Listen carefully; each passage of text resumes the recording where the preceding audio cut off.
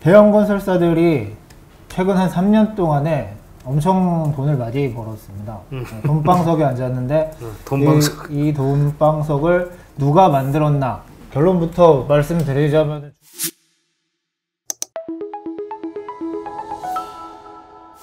자, 당신 거 회실 참 오랜만에 나오네.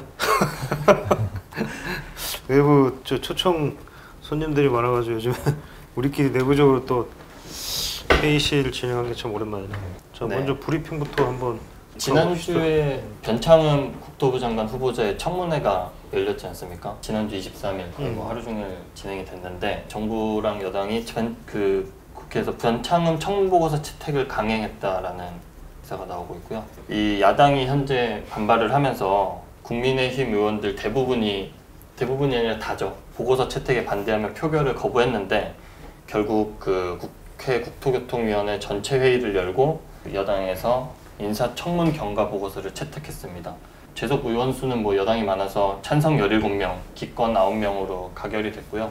근데 이제 이 국토부 수장이 교체가 되면은 결국에 과연 시장이 어떻게 향방이 결국 중요한 건데, 일단 전문가분들이랑 업계에서는 크게 정책이 바뀔 것으로 기대는 하지 않고 있는 분위기로 흘러가고 있고요. 그 청문회랑 기자간담회 등에서 봤다시피 변창흠 후보자가 대체로 현재 정부 여당의 기조와 비슷하기 때문에 이 내용을 보면은 1가구 1주택 추진, 부동산 감독기구 신설, 그리고 공공재개발 재건축 사업 이에 대해서 긍정적인 뜻을 지속적으로 밝혀와서 일단은 현 정부의 기조와 크게 변화 없이 당분간 이끌지 않겠냐, 이런 전망이 나오고 있습니다.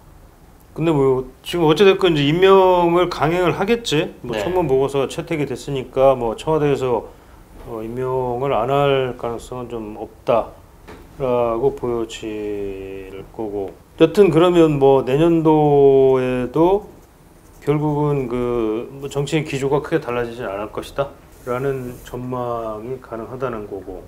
근데 이 양반이 계속 하도 임명 전부터 이렇게 흠집이 많이 나가지고 조금 정책 집행을 하는 데 있어서 좀 신뢰를 얻을 수가 있을까 싶은 생각은 들긴 한데, 야당, 특히 야당은 물론 계속 반대이긴 한데, 그죠? 지켜봅시다. 여튼 임명을 어차피 강행을 할 테고, 그러면 이제 어떤 구체적으로 이제 실제적인 어떤 결과를 좀 가지고 좀 지켜보는 게 맞는 것 같긴 하겠네. 그리고 이제 연말이 되면서 이제 내년도 전망에 대한 이야기가 계속적으로 나오고 있는데, 2021년 분양 물량이 총 전국에 23만 3천 가구로 올해 대비 아파트 분양 물량이겠죠? 네, 올해 대비 25% 줄어든다라는 통계 자료가 나왔습니다. 2022년 전국 분양 예정 물량이 23만 3천 가구인데 올해 전국 분양 예정 물량인 31만 4천 가구에 비해서 25.8% 줄었는데요. 자세히 보면은 상반기에 9만 8천 가구 정도로 예정이 돼 있고요. 하반기에 6만 가구로 잡혀 있습니다. 그러면 전체 23만 아직 일정이 정해지지 않은 이제 물량이 되겠네요. 나머지는 이제 7만 5천 가구가 좀 미정 물량으로. 하여간 내년 중엔 하겠다. 네. 미정인 분양 물량이 사실 올해 같은 경우에도 한 10%가 예정 물량보다 적게 공급이 돼서 결국에 23만 3천 가구보다는 조금 더 줄어들 수도 있는 그런 상황을 또 예측을 해봐야 될 것 같고요. 그리고 주목이 되는 게 하반기에 6만 가구 분양 예정 물량인데 이 가운데 2만 4,400가구가 3기 신도시 사전 청약 분양 물량입니다. 사전 청약 물량. 가장 먼저 시작되는 게 7월부터 8월에 인천 계양을 시작으로 남양주 왕숙, 고양 창릉, 부천 대장, 과천 지구 등에서 올해 사전 청약이 진행될 예정입니다. 3기 신도시는 공공분양 아파트라서 모두 분양가 상한제 적용이 되고요. 그리고 올해 이 청약 경쟁률이 집계가 됐는데 올해 전국 아파트 평균 청약 경쟁률은 27.4대 1이었고요. 서울시 같은 경우에는 77대 1이었습니다. 서울에서 3배 이상 높네. 네. 지면 기사에 이제 나가긴 하지만 집값이 오른다라는 전문가 대상 설문조사를 했던 거죠, 그죠? 네, 유튜브 라이브 이제 1월 4일부터 진행하는 거기에 출연해 주시는 전문가분들 8분을 대상으로 간략하게 그냥 사전이니까 조사를 해봤는데요. 그때 6분은 내년에도 주택 가격이 오른다. 특히 그 중에 4분은 올해만큼은 오를 것이다. 올해와 비슷할 정도로 상승할 것이다. 올해는 엄청 많이 올랐지 않나? 예, 올해는 상승률로 따지면 전국적으로 봤을 때는 특히 가장 높았다. 14년 만에 최고라고 그랬. 12년 만에 최고? 14년 만에 최고치였다. 뭐 이렇게 어젠가 네. 기사가 나왔던 것 같은데. 이게 14년 만에 최고치였던 가격 상승이 내년에도 그 정도 가격 상승이 예상된다는 분이 약간 절반이네. 네, 절반 정도는. 거기에 지금 분양 물량도 올해보다 좀 줄어들 가능성. 특히 사전 청약이 그 중에 예정된 물량의 10% 가까이가 사전 청약이다.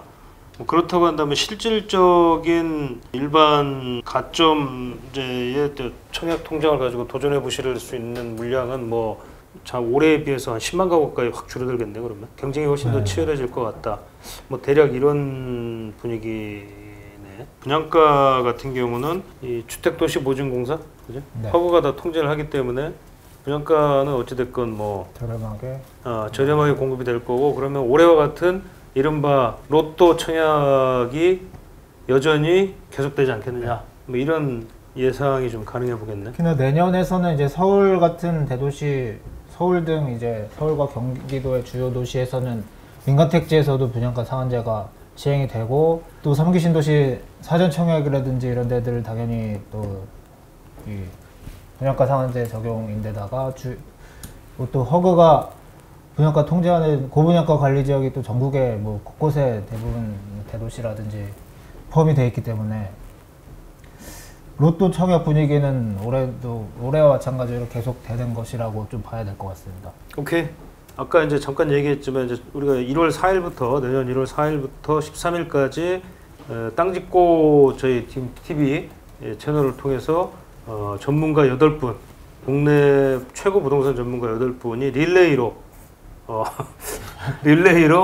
내년 2021 집값 대전망 이런 주제를 가지고 소위 라이브 슈퍼위크 일주일 동안 저희가 할 예정입니다. 그래서 우리 뭐 지금 구독하고 계시는 분들도 좀 적극적으로 좀 그때 아마 귀를 기울이시면 내년 집값 전망에 대해서 아마 좀 좋은 하나의 인사이트를 좀 얻으실 것 같습니다. 참고로 경품도 많이 준비되어 있으니까. 경품 이제 이벤트 응모 기간은 내일부터고 내일부터. 방송은 1월 4일부터. 방송은 1월 4일부터. 이 두 가지 꼭 기억하셨다가 참고하셨다가 이렇게 적극적으로 참여해 주시면 좋을 것 같습니다. 자, 오늘 뭐 집중 분석은 또 팀 정보가 준비되어 있나?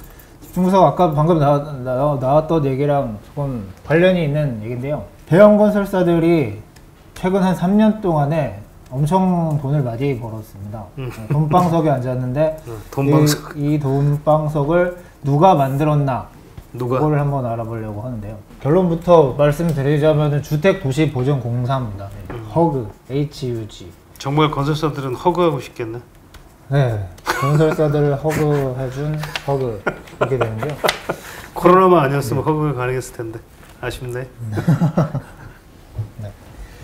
허그 주택도시보증공사가 2016년 7월부터 지금과 같은 강력한 분양가 통제를 시작했다라고 볼 수가 있습니다. 그 전부터 분양 보증 업무는 독점으로 계속 해오고 있었지만 그때부터 본격 2016년 7월 그러니까 강남 개포주공 3단지 현재는 DH 아너힐즈라는 아파트로 입주가 완료된 아파트인데요. 이 아파트 일반 분양 당시부터 자기네들이 정한 그 분양가보다 높으면 분양 보증을 거절해버리는 이런 방식으로 분양 보증이 없으면 아파트 분양이 불가능하기 때문에 사실상 이 독점을 하고 있는 허그가 그런 식으로 분양가를 자기 마음대로 통제를 하기 시작했다 이렇게 볼 것 같은데요.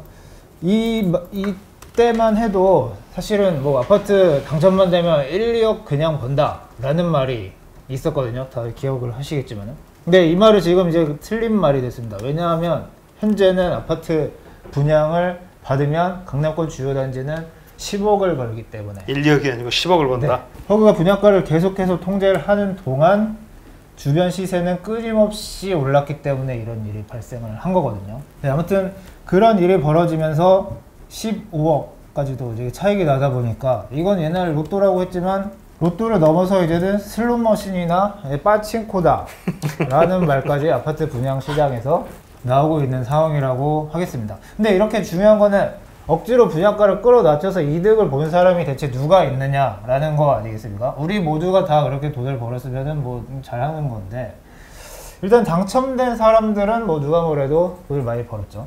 아까 잠깐 말씀드렸지만 올해 3월에 서초구에서 분양한 르웰 신반포 센트럴 이 아파트는 허그 때문에 분양가가 84제곱미터 기준으로 14억 8천만 원에서 16억 정도에 분양이 됐거든요. 현재 뭐 인근에 있는 반포 센트럴 자이라는 아파트 바로 옆에 있는 네. 거죠? 이게? 바로 옆에 있습니다. 같은 주택형 기준으로 이 아파트 시세가 30억에서 32억 정도입니다. 딱 따버리네. 네, 따버릴 뿐더러 15억을 당첨되신 분들은 버시는 거죠. 뭐 좋으시겠지만은 당시 96가구가 일반 분양이 됐거든요. 96명이 혜택을 본 네. 거네.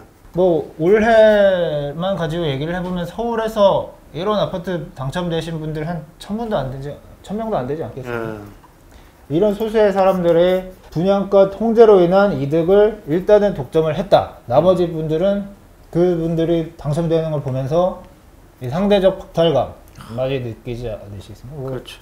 지금 영상 보시는 분들 중에도 대부분 우울하지 뭐 오히려 우울해져. 청약 신청했다가 떨어지신 분들이 99.9% 아니겠습니까? 99% 정도 되겠네요. 근데 이렇게 당첨된 사람이 돈 버는 거는 다 아는 얘기인데 우리가 중요한 것은 이 이면에 대형 건설사들이 이 최근 3년 동안 앉아서 돈을 어마어마하게 많이 벌었다. 이것을 허구가 만들어줬다.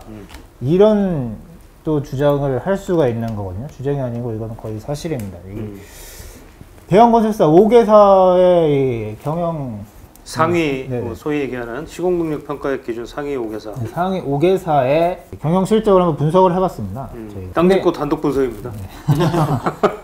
이 중에 삼성물산 같은 경우는 약간은 예외. 제 삼성은 주택 사업을 뭐 몇 년 거의 접었잖아요. 한 4, 5년 전부터 네, 네. 아파트 레미안을 분양을 거의 안 했었기 때문에 삼성은 자 제외를 제외. 하고, 오케이 그럼 4대 건설사. GS, 대우, 현대, 대림 이 4개사가 되겠는데요. 3년 동안 이 4개사가 벌어들인 영업이익이 11조 원이 되겠습니다. 3년간 영업이익이 11조. 합계가. 뭐 이것도 많은 건데 한번 더 따져보면 이 중에서 아파트를 팔아서 번 돈이 얼마냐? 9조 원이 9조 원. 되겠습니다. 결국에는 이 큰 회사들이 돈 번 것은 아파트 팔아서 돈 번 거밖에 없다라고까지 그러네. 할 수 있겠네요. 11조 중에 9조 원이면. 네. 회사별로 조금 더 따져서 한번 보겠습니다. 먼저 이 자이 GS 건설. 아파트로 어마어마하게 아파트를 잘 만드는 것으로 알려진 GS 건설. 자이가 핫하잖아요. 네, 자이 최고 핫하다고 할 수 있겠는데. 그럼 왜 핫한지 이걸 보니까 나오더라고요. 2017년부터 2019년간 3년간 이 회사가 영업이익이 2조 1,500억 2조 원이었습니다. 1,500억. 3년 합계가 그렇다는 거예요. 건축 주택 부분 쉽게 말해서 아파트를 팔아서 번 돈이 이보다 더 많습니다. 2조 4,194억 원이거든요. 무슨 말이냐면 GS건설은 지난 3년 동안 여러 가지 사업 부문이 있지 않겠습니까? 뭐 아파트 대표적이라고 할 수 있겠지만 뭐 소목 뭐 이런 토목도 있고 인프라 해외 이런 건축도 쪽도 있고 뭐 해외 플랜트 그죠? 해외에서 뭐 사업을 하는 거, 해외 뭐 플랜트라든지 이런 것들 있지 않겠습니까? 나머지 부문은 3년 동안 손실만 봤고, 근데 아파트를 팔아서 번 돈이 2조 4천억이라서 그 손실 다 메꾸고도 3천억이 남았다. 이런 얘기가 되거든요. 대우건설도 뭐 거의 마찬가지라고 할 수 있겠습니다. 대우건설도 3년 동안 영업이익 총액이 1조 4,200억. 1조 4,200억. 네. 주택 건축 부문 영업이익이 2조 1,900억 원이네 여기는. 7천억 원이 넘었네. 네. 나머지 뭐 여러 가지 해외 건설이라든지 이런 데서 7천억 원을 까먹었는데 아파트가 너무 잘 팔리니까 아무튼 아파트를 팔아서 먹고 산 회사들이라고 볼 수 있겠죠. 현대건설도 뭐 이 정도는 아니지만 영업이익 총액 5조 원 중에서 74% 3조 8천억 원이 건설 주택 부분이 책임졌다. 대림산업은 영업이익 총액 3년간 4조 2천억 원 중에서 어마어마한 수치죠. 이것도 사실은 2조 6,900억 원을 주택 사업만으로 벌어들였다. 되게 보면은 공통적으로 회사들이 지난 3년 동안 2조 원 정도씩을 2조에서 뭐 많게는 3조. 주택을 팔아서 벌었고 나머지 부문에서 돈을 벌었느냐 못 벌었느냐에 따라서 영업이익이 크게 갈라졌다 라고 할 수 있겠습니다. 이게 사실은 매출 비중으로 봤을 때는 주택건축 부문이 각 회사들 공통적으로 한 50% 정도 되거든요. 나머지 특히나 해외 플랜트 비중이 또 한 절반 정도 되는 것으로 평년에는 그랬었는데 올해 같은 경우는 매출 비율 비슷하지만 이익 부분에서 이 주택 쪽에 완벽하게 치중이 돼 있는, 편중이 돼 있는. 그러다 보니까 이제 각 대형 건설사들에서 최근에 주택사업본부에 계시던 분들이 전체 대표로 승진하신다든지 그런 현상들이 최근에 나타나고 있는데, 뭐 회사에서 워낙 그쪽이 돈을 많이 벌기 때문에 벌어지는 현상이다, 이렇게 볼 수 있겠습니다. 근데 출세하려면 주택을 해라. 네. 근데 결과적으로 이런 대형 건설사들이 어떻게 돈을 이렇게 많이 벌었느냐, 허구 때문이다 라고 쉽게 말해서 설명을 할 수가 있는 거죠. 왜냐하면 건설사들이 분양가를 낮추는데 어떻게 건설사들이 돈을 버느냐라고 뭐 일각에서 생각하실 수도 있겠지만은, 그것은 일반적인 이 중견 건설사들까지만 통하는 말이고, 아까 말씀드렸다시피 자이라든지 뭐 대우건설, 현힐스테이트, 대리마크로 이런 데들 최근에는 주로 서울이라든지 대도시에 재건축 재개발 아파트를 가지고 분양을 하지 않습니까? 그런 아파트들은 공통적으로 특징이 뭐냐, 사업을 추진하는 사업 주체는 조합이나 이런 시행사나 따로 있지만, 이런 대형 건설들은 공사만 해주고 공사비만 받는 구조다라는 것이죠. 근데 공사비를 받는 데 있어서는 분양가가 아무런 그 영향력이, 아무런 상관이 없습니다. 분양가가 전혀 상관없다고 할 수는 없지만, 회사 사업 주체가 망할 정도만 아니면, 그렇죠.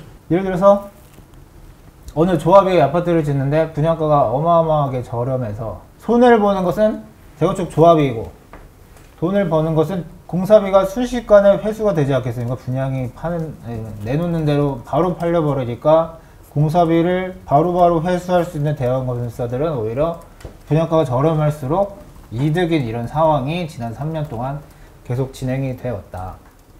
한 대형 건설사의 관계자는 이렇게 얘기를 하시죠. 허그가 아파트 분양가를 통제하면서 분양만 하면 완판이 되니까 공사는 우리 입장에서는 고맙다. 돈 벌기가 이렇게 쉬웠던 적이 없다. 지난 3년간요. 그렇죠. 주택업계에서 허그가 대형 건설사 마케팅 업무를 대신 해주는 것 아니냐라는 말까지 나오고 있는 그런 상황이라고 할 수 있겠습니다. 근데 결국에는 아까 말씀드렸다시피 대형 건설사가 돈을 벌어서 잘못됐다는 게 아니고, 소수의 당첨되신 분들이 돈을 버는 동안 다른 대부분의 주택 소유자들이 피해를 어마어마하게 본 상황이라는 거죠. 이 건설사들이 경쟁을 통해서 아파트를 짓고, 그로 인해서 공급량이 늘어나서 저렴한 가격에 많은 아파트가 공급이 되어야 되는 게 이 시장 논리에 맞는 것인데, 허그가 이렇게 뭔가 분양가를 틀어 막으면서 이 시작된 각종 왜곡들이 이런 소수에게 돌아가고 있는 상황이다. 이게 가장 큰 문제라고 할 수 있겠습니다. 그렇죠. 그러니까 이제 소수는 분명히 로또 당첨이 돼서 뭐 수억 원, 많게는 수십억까지도 프리미엄을 안전자리에서 챙길 수 있지만, 거꾸로 이제 시행사들, 아까 얘기한 대형 건설사를 제외한 뭐 시행사라든지 중소건설 회사들, 주택을 많이 짓는 이런 회사들은 아무래도 이제 분양가 통제를 받다 보니까 뭐 수익성이 낮아지고, 그러다 보니까 이제 좀 일종의 이제 동기부여가 안 되는 거죠. 그러다 보니까 사업을 뭐 지금 굳이 뭐 빨리 할 필요가 없다, 천천히 하자라든지 뭐 이렇게 딜레이를 시킨다든지 홀딩을 한다든지 뭐 이런 상황이 연출이 되다 보니 결국은 주택 공급은 줄어들고, 그 결과로 집값은 치솟고, 이런 구조가 이제 악순환이 좀 계속됐다, 이렇게 정리해 볼 수 있겠네요. 그러면. 이런 측면도 있을 것 같습니다. 공급량 자체가 줄어들었기 때문에 그 줄어든 아파트를 누가 짓겠느냐. 결국에는 이 브랜드 가치가 이미 높아서 선호도가 높은 대형 건설사들이 거의 독점적으로 아파트를 짓는 이런 현상도 이 허그가 만들어냈다. 그렇죠, 그렇죠.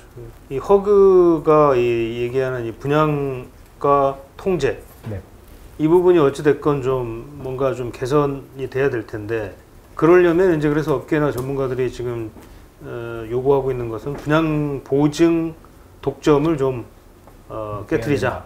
이런 얘기인 거죠, 그러니까. 허그 분양 보증 독점 체제 때문에 이런 현상이 발생하고 있다는 지적들이 가장 많은 것이고요. 이 독점 체제만 없어진다고 해도 이 분양 보증 권한을 무기로, 그것도 독점한 권한을 무기로 분양가를 통제하는 일은 불가능해질 테니까. 그러니까 이게 뭐 근데 정부가 뭐 어찌됐건 이 분양 보증 시장 개방, 뭐 독점 구조 타파, 뭐 이 부분에 대해서는 뭐 아직은 뭐 명확한 움직임이 좀 없는 것 같아. 아직은 빨리 서둘러야 될 이유도 없다고 생각하는지도 모르겠고. 하여튼. 어떻게 보면 자기 이 정부의 규제 기조에 맞춰서 분양가를 정부가 직접 할 수 없는 분양가 통제를 대신 해주는 거니까 이 독점 체제를 깨트리기는 더 싫다고 할 수 있겠죠. 국토부 입장에서. 그렇죠. 분양 보증 독점 체제. 이게 뭐 근데 아마 쉽지 않을 것 같긴 한데 한번 지켜봅시다 이것도. 네. 오케이. 자 오늘 뭐 여기까지 합시다. 네.